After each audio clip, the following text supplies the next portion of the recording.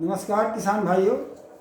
आज मैं कृषि विज्ञान संस्थान बनारस हिंदू यूनिवर्सिटी के कवक एवं पादप रोग विज्ञान के प्रोफेसर आदरणीय रामचंद्र जी के पास मैं आया हुआ हूँ, यह जानने के लिए कि मशरूम की खेती बिना खेत की इससे किसान को क्या लाभ है सर। नमस्कार किसान भाइयों एवं खेतीबाड़ी youtube.com पे देख रहे इस प्रोग्राम के सभी दर्शकों को नमस्कार। और जैसा कि कुशवाहा जी ने बताया कि मशरूम की खेती बिना खेत की, तो मशरूम ही एक ऐसी फसल है, एक ऐसी सब्जी है, सब्जी के रूप में इसको प्रयोग करते हैं जिसको खेती करने के लिए खेत की जरूरत नहीं पड़ती है। इसीलिए इसको हम लोग बोलते हैं खेती बिना खेत की, क्योंकि इसको मशरूम घर में उगाया जाता है। तो आज हम चर्चा करेंगे कि किसान भाई मशरूम को कैसे उगाएंगे घर में, और उसको उगाने के लिए मिट्टी की ज़रूरत नहीं पड़ती है, खेत की ज़रूरत नहीं पड़ती है, कुछ अन्य चीज़ों की ज़रूरत पड़ती है। तो जैसे कि फसल अवशेष का इस्तेमाल करना, तो मशरूम एक ऐसी खेती है जिसमें फसल अवशेष का सही से इस्तेमाल किया जा सकता है।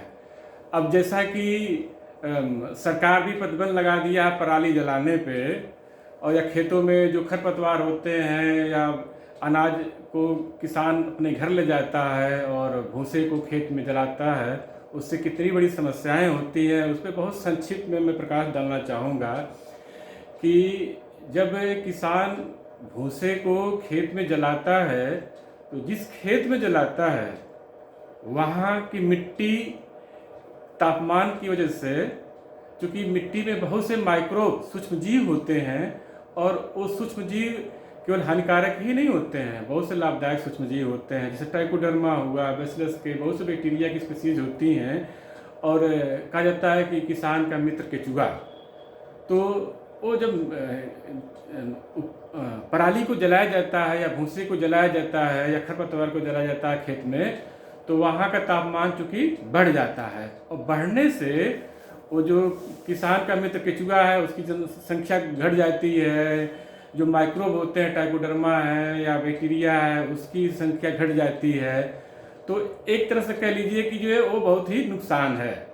दूसरी चीज़ कि जब जलाते हैं तो धुआं निकलता है, धुआं निकलने से जो है कार्बन डाइऑक्साइड की मात्रा जो है वातावरण में बढ़ जाती है, उससे पॉल्यूशन होता है, वातावरण प्रभावित होता है। वातावरण जब प्रभावित होगा तो उस एरिया में रह रहे लोग या जानवर को भी जो है स्वास्थ्य से संबंधित तमाम बीमारियां भी होती हैं, जैसे ये तमाम एलर्जी टाइप या अस्थमा की भी बीमारियां होती हैं, ट्यूबरकुलोसिस की बीमारियां होती हैं, सांस लेने में तकलीफ होती है।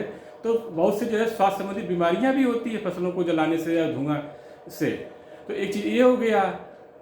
और एक चीज़ ये होता है कि जैसे खेती है मशरूम की, तो मशरूम को उगाने के लिए एक तो ये होता है कि जैसे अन्य फसल है और मशरूम है, तो किसान भाई वही खेती करना चाहेंगे जिसमें लागत बहुत कम हो और आमदनी ज़्यादा हो। तो जैसे कहने का मतलब कि मशरूम ऐसा है जिसमें लागत भी कम होती है और आमदनी ज़्यादा होती है। अब एक वैज्ञानिक आंकड़े के अनुसार 1 वर्ग मीटर क्षेत्रफल, मतलब कि 1 मीटर लंबा और 1 मीटर चौड़ा, इतने क्षेत्रफल में अगर किसान भाई वैज्ञानिक तरीके से मशरूम उगाएं तो 80 किलो मशरूम पैदा कर सकते हैं। अब यहाँ पे सोचने वाली बात है, इसको वैज्ञानिकों ने इसको प्रूव किया है कि 80 किलो मशरूम पैदा कर सकते हैं उस एरिया का इस्तेमाल करके। तो यहाँ पे ध्यान देने वाली बात है कि उतने ही क्षेत्रफल में, 1 वर्ग मीटर क्षेत्रफल में, अगर हम अनाज की बात करें, गेहूं की बात करें, धान की बात करें या अन्य जो सब्जी हैं उसकी बात करें, तो मुश्किल से 15 किलो 20 किलो पैदावार मिल जाए तो बहुत बड़ी बात है। अब यहाँ पे ध्यान देने वाली बात है कि पैदावार में कई गुने का अंतर हुआ कि 80 किलो वहाँ पैदा हम कर ले रहे हैं, यहाँ पे 15 किलो अनाज पैदा कर रहे हैं उतने ही क्षेत्रफल में।